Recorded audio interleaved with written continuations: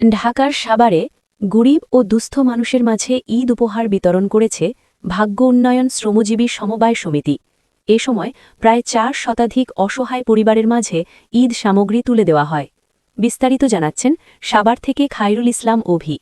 রবিবার ৮ মার্চ ২০২৬ সাভারের বক্তারপুর ৩ রাস্তার মোড়ে ভাগ্য উন্নয়ন শ্রমজীবী সমবায় সমিতির উদ্যোগে গরিব ও অসহায় মানুষের মাঝে ঈদ সামগ্রী বিতরণ করা হয়।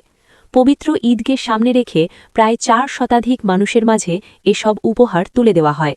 অনুষ্ঠানে প্রধান অতিথি হিসেবে উপস্থিত ছিলেন ঢাকা জেলা বিএনপির সাধারণ সম্পাদক ও সাভার পৌরসভা মেয়র পদপ্রার্থী লায়ন মোহাম্মদ খোরশেদ আলম। বিশেষ অতিথি হিসেবে উপস্থিত ছিলেন তালুকদার মোহাম্মদ জাহিদুল ইসলাম জুয়েল, সাভার পৌর বিএনপির মোহাম্মদ মামুন হোসেন, পাথালিয়া ইউনিয়নের মোহাম্মদ হজরত আলী সহ সমিতির নেতৃবৃন্দ। লায়ন মোহাম্মদ খোরশেদ আলম বলেন, রমজান মাস আমাদেরকে মানবতার শিক্ষা দেয়। সমাজের অসহায় মানুষের পাশে দাঁড়ানো আমাদের নৈতিক দায়িত্ব। সবাই নিজ নিজ অবস্থান থেকে গরিব মানুষের পাশে দাঁড়ালে সমাজে দারিদ্র্য অনেকটাই কমে যাবে। পরে অতিথিরা উপস্থিত অসহায় মানুষের হাতে ঈদ উপহার তুলে দেন। নির্বাচনের আগে আমি এখানে আসছিলাম, এখান থেকে আপনাদের জন্য ভোট চেয়ে গিয়েছিলাম। আপনারা ভোট দিয়েছেন। আমাদের ধানের শীষের প্রার্থী ডক্টর মোহাম্মদ সালাউদ্দিন বাবু ভাই বিজয়ী হয়েছে এবং বিএনপি সরকার গঠন করছে।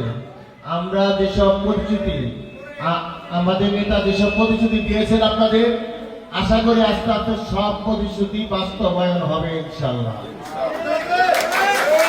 সেই নির্বাচনে আমি মেয়র প্রার্থী, যেভাবে ধানের শীষকে বিজয় করেছেন সেভাবে আমাকে বিজয় করতে পারবেন তো?